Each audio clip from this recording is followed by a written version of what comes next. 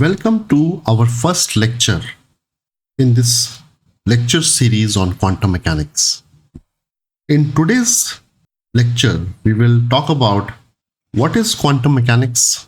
We will talk about why should we study quantum mechanics, and then we will go into history and talk about the origins of quantum mechanics. Now, what is quantum mechanics? Simply put, the physics of the ultra small is quantum mechanics. What that means is the physics of atoms, the physics of subatomic particles, and interaction of light with such particles is quantum optics, which is again a branch of quantum mechanics. So basically, physics at that scale of size is quantum mechanics. So even atoms combining together to form molecules is quantum mechanics. Now, since all of the world around us is made up of atoms, which are made up of subatomic particles, atoms form molecules.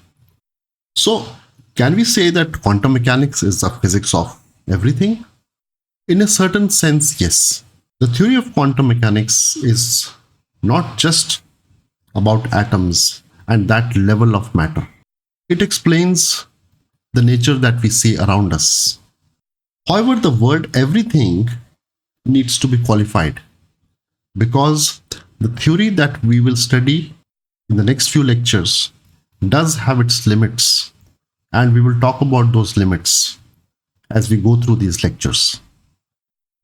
Now, why should one study quantum mechanics? I can think of a few reasons, and they are: first, quantum mechanics is the basis of most new technologies that we experience or that we use.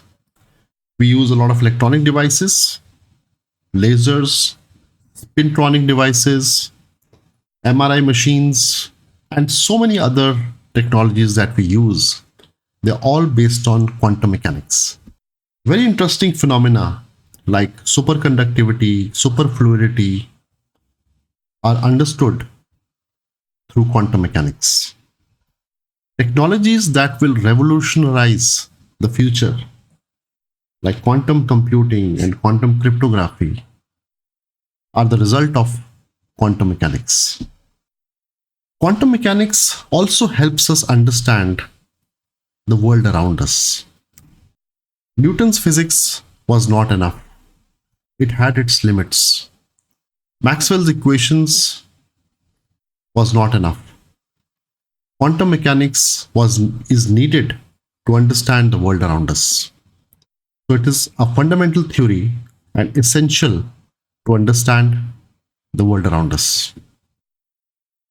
Quantum mechanics also has some profound philosophical implications. Things like, can the observer and the observed be considered separate? Is there a reality if it is not observed?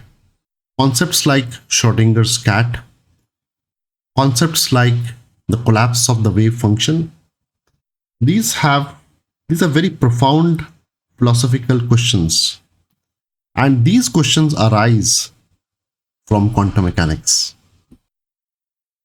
Another reason to study quantum mechanics is that it is a very strange world.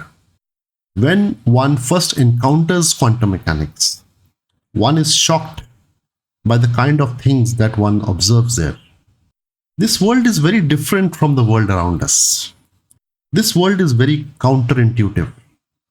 So it is a very strange world, a very fascinating world.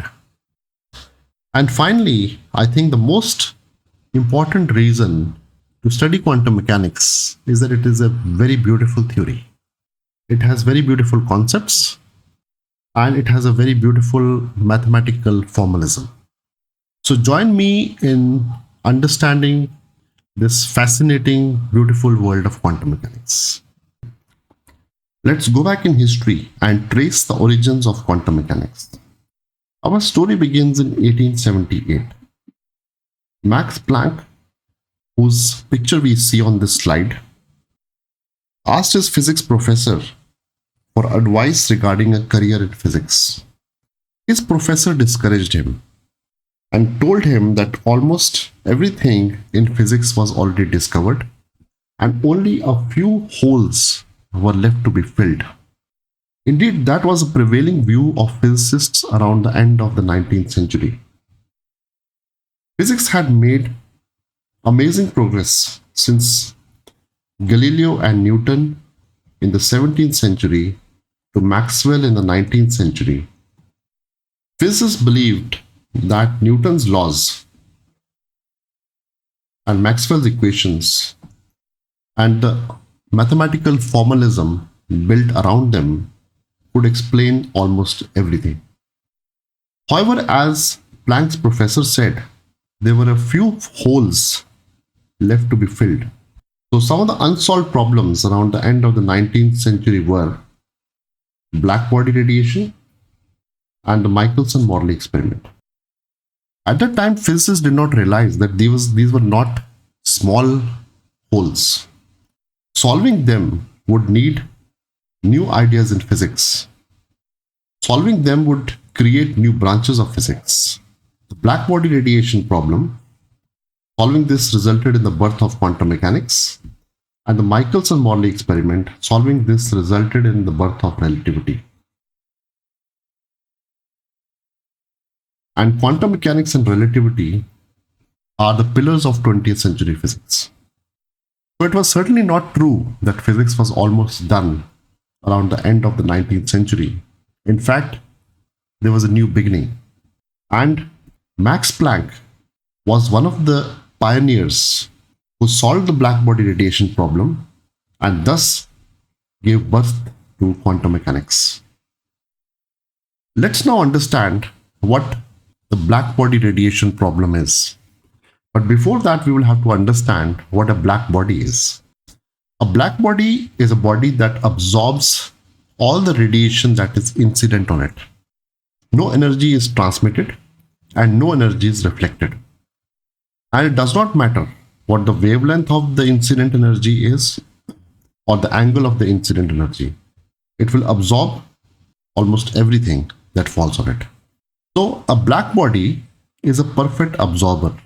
And physicists knew through experimental evidence that a good absorber is a good emitter and a bad absorber is a bad emitter of radiation. So a perfect absorber of radiation would also be a perfect emitter of radiation. Now a blackbody is an idealization, and physicists love to study idealizations because it helps them create simple equations in physics, and later, once the idealization has been studied, they can add variations to it, or they can add more details to it, or they can vary it to account for real phenomena. But a blackbody is also a very good idealization because there are many bodies around us which are almost black bodies. For example, graphite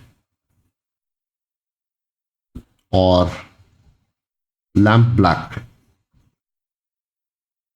are close to perfect black bodies. Our sun can be considered a black body radiating at 5600 Kelvin.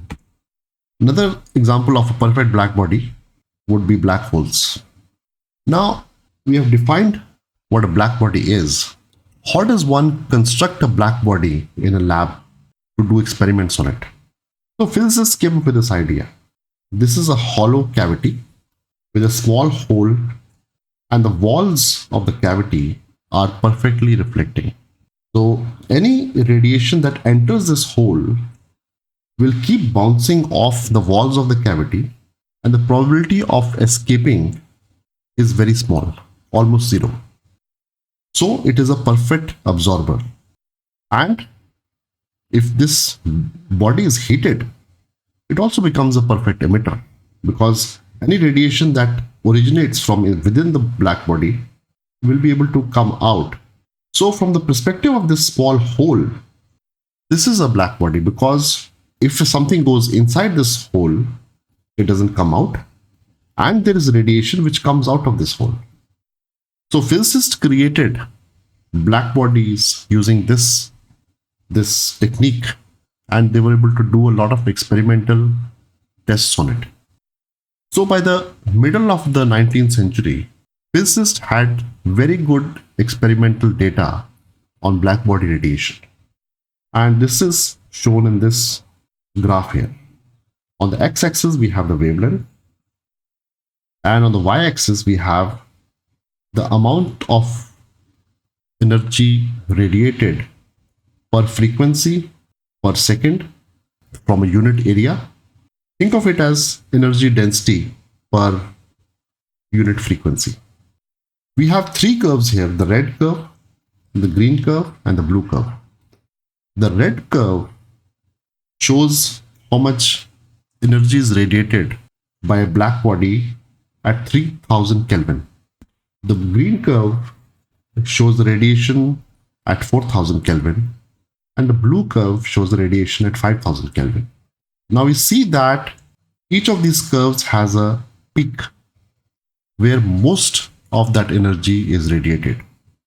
So 3000 Kelvin black body radiate energy of this wavelength, which falls in the infrared part of the spectrum. As it goes to 4000 Kelvin, a significant amount of it is now radiated in the visible region of the spectrum. So the black body starts glowing. At 5000 Kelvin, most of the energy radiated is in the visible range of the spectrum. That means it's glowing a lot. So that's why when you heat up a body at a certain temperature, it starts glowing, and then the glow increases because most of the radiation is in the visible range of the spectrum. Now, using the experimental results, Stefan and Boltzmann would come up with a law regarding how much power is radiated by a black body. So this is the power. This is the emissivity, which is 1 for a perfect black body, but for most bodies it's less than 1. This is the Stefan-Boltzmann constant. This is the area through which the radiation is sent out or absorbed. And there's a temperature raised to power 4 in this equation. Using this equation and some other laws of physics and some other approximations, Wien was able to come up with a distribution law, which is the amount of energy radiated per unit frequency. This is energy density per unit frequency is given by this, and here T is the temperature. So this is basically, a variation of the y-axis here. Now, the Wien's distribution law worked very well for this part of the spectrum. So for small wavelength or for large frequency, it worked very well. However, it did not work on the other side, that is large wavelength and small frequency. Rayleigh Jeans wanted to create a more complete law, and they came up with something like this. However, this had exactly the opposite range of applicability. So it worked very well on this side. So that is worked very well for large wavelength and small frequency. So if you look at this curve here, this black curve is the Rayleigh Jeans prediction for a black body radiating at 5000 Kelvin. You can see that this curve is very close to the blue curve, which is actual experimental observation in this part. But as the wavelength decreases, the gap between these two becomes larger and larger. In fact, in the ultraviolet part of the spectrum, prediction from Rayleigh Jeans law, there's infinite radiation from a black body, which is obviously not true. So physicists at the end of the 19th century had this big unsolved problem. They had two distribution laws which did not explain the complete observations regarding black bodies. Each had their own range of applicability. They did not work well with each other. And the Rayleigh Jeans law predicted that Blackbody would be radiating infinite amount of radiation in the ultraviolet space. They called it the ultraviolet catastrophe. So this was a serious problem, and to solve this, new ideas were needed. And our friend Max Planck solved this problem by coming up with some very interesting new ideas. In order to understand Planck's contributions and Planck's ideas and how he solved the blackbody radiation problem, we'll first have to talk about the classical harmonic oscillator. A classical harmonic oscillator is something that undergoes a to and fro motion. We have all seen pendulums move to and fro about their mean position. This is a simple harmonic oscillator. Another example of a simple harmonic oscillator would be a block of some mass tied with a spring to a wall. This box, if pulled slightly towards the left or the right and let go, would undergo oscillations. These oscillations in the pendulum, or in the case of the spring, are referred to as simple harmonic motion. A lot of physics phenomena can be approximated by simple harmonic motion. So these are simple harmonic oscillators. When we add the word classical to it, it means our traditional understanding of how these simple harmonic oscillators behave. So this was the understanding of before quantum mechanics. So as I said earlier, a lot of phenomena can be approximated by simple harmonic oscillators. Rayleigh had assumed that the walls of the cavity had oscillators. So he had assumed that the walls of the cavity had electrical charges which were oscillating, and Maxwell's equations of electrodynamics tell us that when an electrical charge oscillates, it emits radiation. So Rayleigh had used this model to understand or try to understand blackbody radiation. Now, one of the properties of a classical harmonic oscillator is that it can have any energy. So if it can have 1 joule of energy, it can have 1.01 joule of energy, or 1.00001 joule of energy, or 1 followed by a million zeros, 1 joule of energy. So there's no binding, or there are no constraints to the energy that a simple harmonic oscillator or a classical harmonic oscillator can have. So Rayleigh had used the idea that the walls of the cavity had oscillators to create what we have just discussed, the Rayleigh-Jeans law. But we know that it did not work very well, especially for the ultraviolet range of the spectrum. Now, Planck's idea was that he assumed that the oscillators in the walls of the cavity do not have just about any energy. The energy of the oscillator is quantized, or is in chunks. He called this quanta. That means there are constraints to what energies the oscillators can have, and therefore, since the oscillators impart the energy to the radiation, there are constraints on what kind of energy the radiation can have. This was his famous formula that he devised. This is a constant which we will talk about later. And this is the frequency. So he said that the energy of an oscillator is proportional to its frequency, and there's a constant multiplied to it.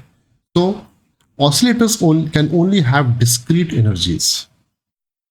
What that means is this n here is a whole number. It can be 1, 2, 3, 4, and so on. So if an oscillator can have, then the next energy it can have is, it cannot have any energy between these two. The oscillator has energy levels, or the energy comes in chunks and is not continuous. Now, this was Planck's idea. This turned out to be an amazing idea that actually solved the black body radiation problem. Using this idea and using the same idea that the walls of the cavity had oscillators, but now Planck said that the oscillators cannot have just about any energy, their energy is quantized. Planck was able to come up with this distribution. So this is the distribution of energy density. We have seen other distributions of energy density by Rayleigh-Jeans and by Wien. This is Planck's distribution. And this worked very well. This came extremely close to the experimental values, both for small frequencies as well as for large frequencies.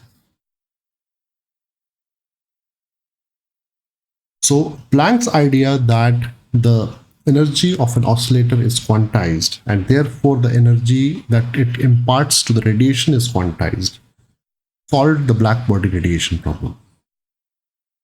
So Planck's distribution, again we saw this in the last slide. If you sum it over all the frequencies, you can get the Stefan-Boltzmann law. It's sum over all frequencies. For small frequencies, you can get the Rayleigh-Jeans law. And for high frequencies, you can get Wien's distribution. In Wien's distribution, this A and this beta can be easily determined by using this approximation. So Wien's distribution law, Rayleigh-Jeans law, and Stefan-Boltzmann law were all immediately reproducible from Planck's distribution by using the appropriate approximations. So this was a grand success. This h here is now called the Planck's constant. Its value was experimentally determined to be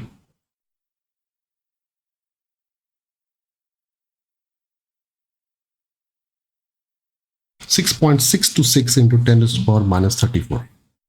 So Max Planck, by coming up with the idea that the energy of an oscillator is quantized or comes in chunks, was immediately able to solve the black body radiation problem for all frequency ranges. And his predictions, or the predictions from his theory, almost entirely agreed with experiments. Now, Planck was not trying to create a new revolution. He was just trying to understand the black body radiation problem, and he was trying to reconcile Wien's distribution law and the Rayleigh-Jeans law. But his idea was to bring in a revolution in the world of physics and ushered in the birth of quantum mechanics. And now we will see how other scientists, including Einstein, use this idea and open new doors in the world of physics. Let's now talk about the photoelectric effect.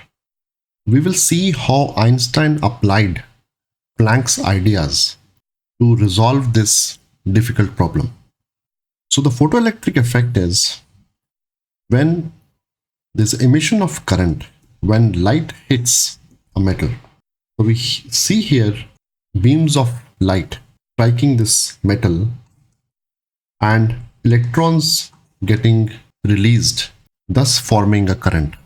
This effect was discovered in 1887 by Hertz. But the experimental results regarding the photoelectric effect disagreed with classical electrodynamics. According to classical electrodynamics, light can have any energy, so the energy of incoming light is a continuous curve.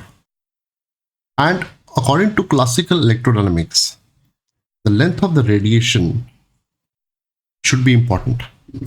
Think of it as some kind of an accumulation of energy. Intensity of the light, that is brightness of the light, which means more light should help in the ejection of electrons. and the length of radiation exposure should play a critical role. However, experimental evidence suggests otherwise. According to the experiments, electrons are dislodged only if the frequency of light exceeds a certain threshold. So, according to experiment, the frequency of light is more important in the ejection of electrons compared to the intensity. However, once the frequency is higher than the threshold, then the intensity determines the number of electrons. So once you have a light beam with frequency higher than a threshold frequency, then shining more of that light beam will eject more electrons. But if the frequency is less than the threshold, then no electrons will be ejected, no matter how much the brightness and no matter for how much time the light is shown on the metal. Experiments also showed that the maximum energy of the electron is proportional to the incident frequency. So the energy of the dislodged electron depends on the incident frequency and does not depend on the intensity. So the experimental results regarding the photoelectric effect did not agree with classical electrodynamics. To resolve this problem, Einstein used Planck's idea of energy quantization. And using Planck's ideas in 1905, Einstein was able to fully explain the photoelectric effect. He imagined light as a beam of particles, photons. So, according to classical electrodynamics, light can have any energy. So, its energy spectrum is continuous. But according to Einstein's theory, light can have energy in bundles, just as Planck had suggested. And these particles of light are called photons, and each photon is a quantum of energy. Now, Einstein's theory brought back the discussion about the nature of light. Newton had imagined light to be a beam of particles. Huygens had shown or had proposed that light behaves like waves. And in 1801, Young's double slit experiment conclusively showed that light behaves like waves. So, most physicists in the 19th century believed that light had wave-like properties. But Einstein brought back the particle theory of light when he proposed that light consists of photons. So Einstein was able to fully explain the photoelectric effect using the ideas of quantization from Planck. But at the same time, he also brought back the discussion or the conflict about the nature of light, whether it's a particle or a wave. So Einstein used this expression from Planck's ideas as an expression of the energy of the photons. So this is the energy of the incoming photon,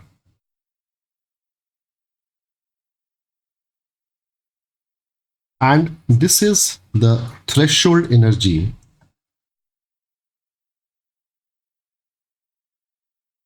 of the metal, also known as the work function.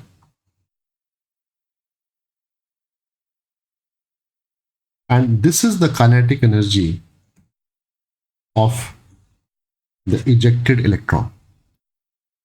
So if the energy of the incoming photon is greater than the threshold energy, then an electron would be released, and this would be its kinetic energy. However, if the incoming photon has energy less than the threshold energy or the work function, then kinetic energy of the electron is not possible. There can be no kinetic energy. Therefore, the electron is not ejected. Now, once an electron is ejected, it has a certain kinetic energy. More photons means more intensity. So if the incoming photon's energy is greater than the work function, then more photons would mean more ejection. So using this equation, Einstein was able to show how the incoming frequency is responsible for the ejection of electrons and how more intensity gives rise to more electrons, but only if the frequency is greater than the threshold frequency. So Einstein was able to resolve the problem of the photoelectric effect using Planck's idea of quantization. And at the same time, he brought back the idea about the particle nature of light. So here we see for the first time the dual behavior of light. It undergoes diffraction, interference, and thus behaves like waves. But at the same time, Einstein showed that it has particles called photons and thus explained the photoelectric effect. So this early version of quantum mechanics brought back the discussion about the nature of light. And here we see for the first time the dual behavior of light, and we will talk about it in subsequent lectures. This ends our first lecture on quantum mechanics. In this lecture, we went back into history and traced the origins of quantum mechanics. We learned how quantum mechanics came about as a theory, and we saw how it evolved from Planck to Einstein. In the next lecture, we will continue to trace the history of quantum mechanics and we'll talk about how the ideas of Planck and Einstein were taken up by other scientists, and we will see the trajectory of quantum mechanics after Einstein. Thank you.